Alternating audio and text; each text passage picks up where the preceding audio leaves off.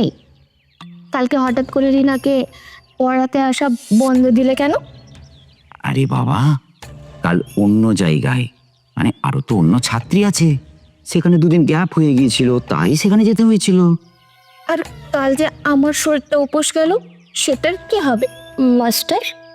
কিচ্ছু চিন্তা করো না, আগে যে রিনাকে পড়িয়ে নি, তারপর সব পূরণ করে দেব। ঠিক আছে, আমি রুমে তোমার জন্য ওয়েট করছি। আর একটা কথা, ওই রিনাকে বই পড়ানোর থেকেও আগে আমার শরীরটাকে পড়ানো বেশি জরুরি। ওকে।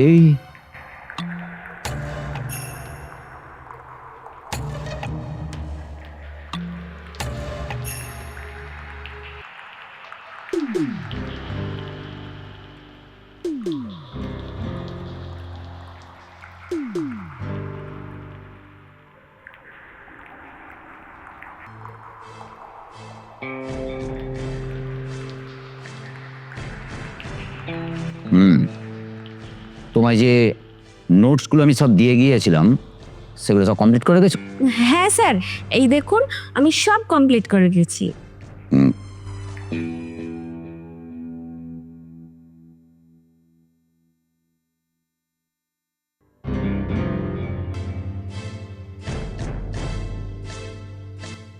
Very good. ঠিক আছে, আমি তোমায় পরের নোটস সবার দেব। তুমি এক কাজ করো, এই নোটসগুলো তুমি আরো একবার ভালো করে দেখতে থাকো, ঠিক আছে? তারপর আমি তোমায় পরের নোটস দেবো। আমি একটু টয়লেট থেকে আসছি, তারপর নোটসগুলো দিয়ে যাবো, কেমন? দেখো, ভালো করে দেখো।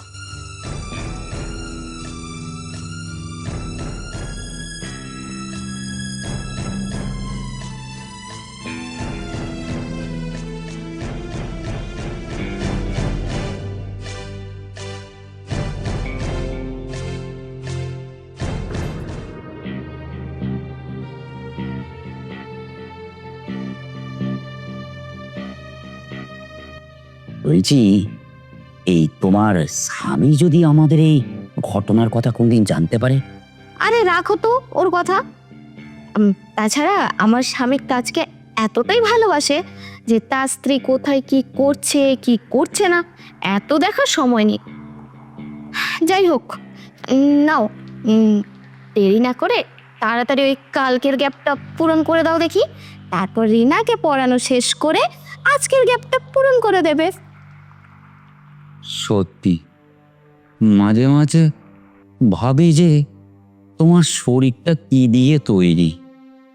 তোমার স্বামী আবার আমি, বলি এত খাবার সহ্য হয় কি করে?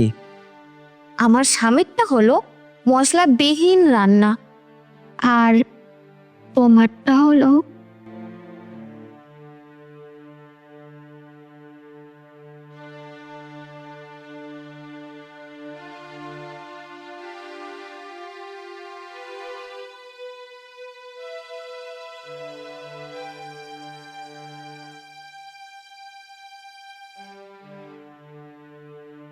কি ব্যাপার, স্যার তো অনেকক্ষণ টয়লেটে গেছে।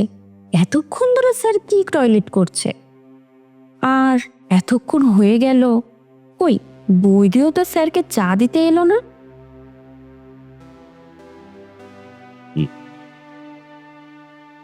কি হলো, কি এত ভাবছো?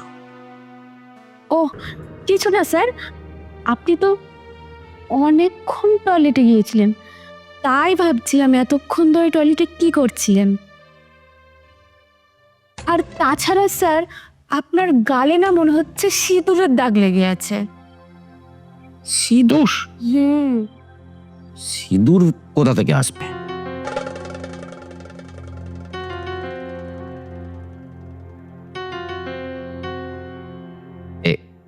না না, এগুলো এই সিঁদুরের দাগ নয়, বুঝলে। আসলে ওই টয়লেটে গিয়েছিলাম তো তো ওই টয়লেট হওয়ার পর ওই তোমাদের যে হ্যান্ড ওয়াশ আছে ওটা দিয়ে হাত ধুয়েছিলাম। ধোবার পর আমার ওই পকেটের রুমাল দিয়ে মুখটা মুছেছি, মনে হয় ওই রুমালে কোনো দাগ ছিল, সেটা বসে গেছে। এই নিন মাস্টার আপনার চা। কি ব্যাপার বৌদি, তোমার কপালে গালে ওরকম সিঁদুরের দাগ লেগে আছে কেন? রিনা, এবার কিন্তু আমি তোমার গায়ে হাত তুলতে বাধ্য হব। কার কোথায় কি লেগে আছে সেদিকে না তাকিয়ে নিজের পড়াশোনাটা ভালো করে করো। তোমার দাদা কত আশা নিয়ে তোমাকে পড়াচ্ছে, একটা আশা নিয়ে। Sorry sir. আজ আমার শরীরটা খুব একটা ভালো লাগছে না। তুমি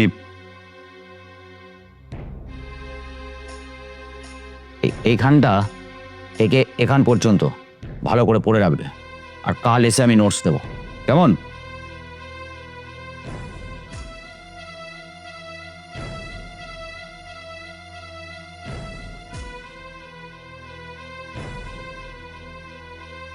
শোনো রিনা, তুমি আমার একমাত্র ননদ, আর তোমার দাদার ইচ্ছে তুমি একদিন অনেক বড় একটা পুলিশ অফিসার হবে। তো এদিক ওদিক না নজর দিয়ে নিজের পড়াশুনোতে নজর দাও।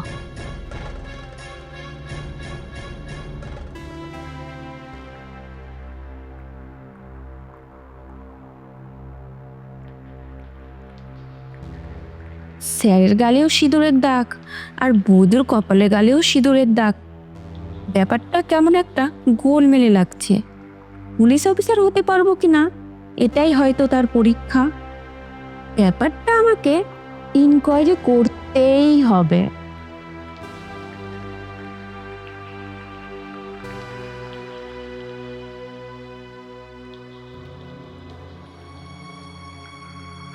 ও স্যার, আপনি আসুন আসুন।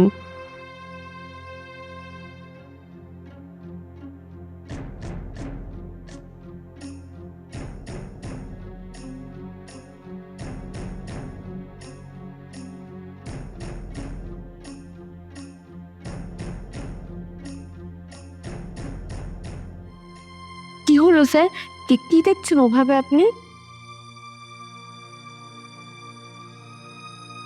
মানে এই যত দিন যাচ্ছে তুমি দেখছি একেবারে ততই পর সুন্দর হয়ে উঠছো।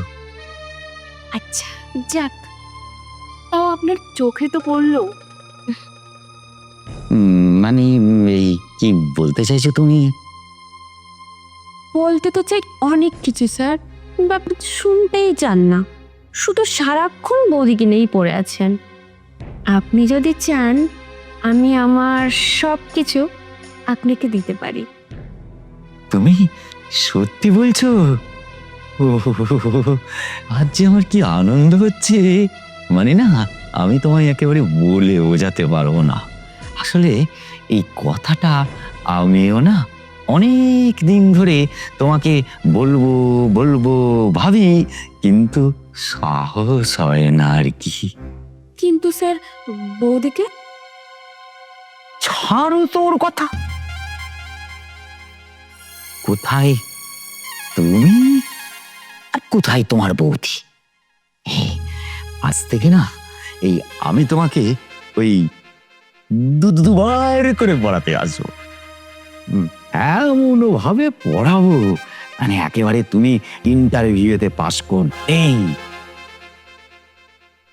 কিন্তু স্যার আপনি তো আমাকে বিয়ে করতে পারবেন না, কারণ আপনার বউ বাচ্চা সব আছে। স্যার আপনি আমাকে ছেড়ে থাকবেন কি করে, আর আমি বা আপনাকে ছেড়ে কি করে থাকবো? ওটা নিয়ে তুমি একদম চিন্তা করো না, আমি তোমাকে আমার ভাইয়ের সাথে বিয়ে দিয়ে দেব।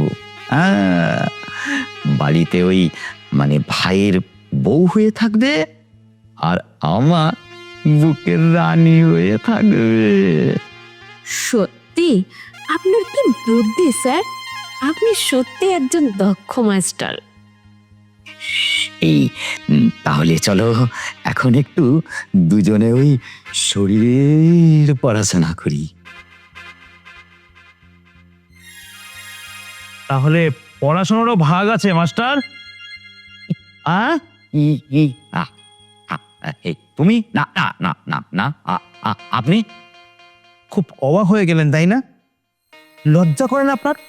দিনের পর দিন দিকে দিকে মাস্টারদের সম্পর্কে এত অপবাদ, তাও আপনারা একটু বদলাবেন না? না না, আপনি ভুল করছেন। এই আমরা না ওই দুজনে পড়াশোনার ব্যাপার নিয়ে আলোচনাটা করছিলাম। আর একটা কথা বললে না, আপনার এক চড়ে আমি সব দাঁতগুলো ফেলে দেবো। শুধুমাত্র আমি আপনার গায়ে হাত তুললাম না, কারণ আপনি একজন মাস্টার, শিক্ষাগুরু। আমি মনে করলে না পুলিশটা কি আপনাকে ধরিয়ে দিতে পারতাম, কিন্তু সেটাও আমি করতে পারছি না, শুধু আমার এই বোনটার কথা ভেবে। শুধু ওর কথা ভেবে আপনাকে আজ আমি ছেড়ে দিলাম, কারণ সামনে ওর উজ্জ্বল ভবিষ্যৎ পড়ে আছে বলে। কি ভাবছেন পুলিশের কাছে কি প্রমাণ দেব? এতক্ষণ ধরে যে নাটকটা আমি আপনার সঙ্গে করলাম না, সেটা সম্পূর্ণ এই ফোনে বন্দি আছে।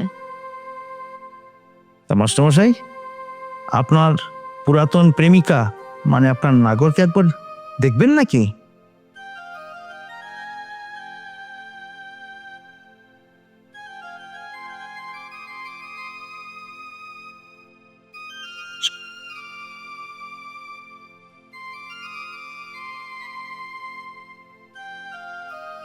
ইউ চিট, তুমি এতটা নিচ, শেষে কিনা আমার ননদের সাথেও। চুপ! তুমি আর একটাও কথা বলবে না। এরপর একটা কথা বললে না, আমরা তোমার গায়ে হাত তুলতে বাধ্য হব। তাই ভালোই ভালোই বলছি, বেরিয়ে যাও এই বাড়ি থেকে, বেরিয়ে যাও। তুমি এবারের মতো আমাকে ক্ষমা করে দাও, আমি আর কোনোদিন এরকম কাজ করব না, আমি তোমাকে কথা দিচ্ছি। আর কোনো কথা নয়, যাও, বেরিয়ে যাও। না দাদা, তুই বৌদিকে এবারের মতো ক্ষমা করে দে। দেখ, মানুষ মাত্রই তো ভুল হয়, আর মানুষই তার বিচার করে। আর প্রথম ভুলের ক্ষমাটা কখনো বিচারের শেষ হওয়াটা উচিত নয়। আর আপনি আপনি এখন এখানে কি করছেন? যান, বেরিয়ে যান।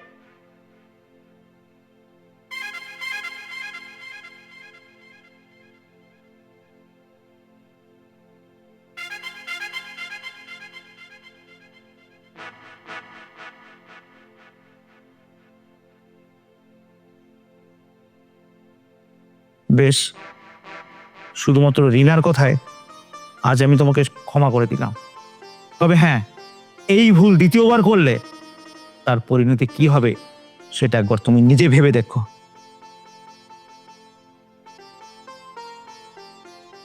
আমাকে তুমি ক্ষমা করে দাও বৌদি। আমি দাদাকে কিছু না জানিয়ে তোমাকে এই ব্যাপারটা বলে সাবধান করতে পারতাম, কিন্তু আমি খুব ভালো করেই জানি তুমি আমার কোনো কথা শুনতে না। কারণ প্রথম দিনের সিঁদুরের ঘটনাটাই তুমি আমাকে যা বললে, তাতে আমি খুব ভালো করেই বুঝে গেছিলাম যে তুমি আমার কথা কখনোই শুনবে না। তাই বাধ্য হয়ে আমাকে এই ঘটনাটা ঘটাতে হলো। আমার কথা বলো না রিনা, তুমি যা করেছো একদম ঠিক করেছো। আসলে কি জানো তো, আমরা মোহে পড়ে যে ভুলগুলো করি, সেই ভুলগুলো করার আগে একবারের জন্য ভাবি না এই ভুলের পরিণতি কি হতে পারে।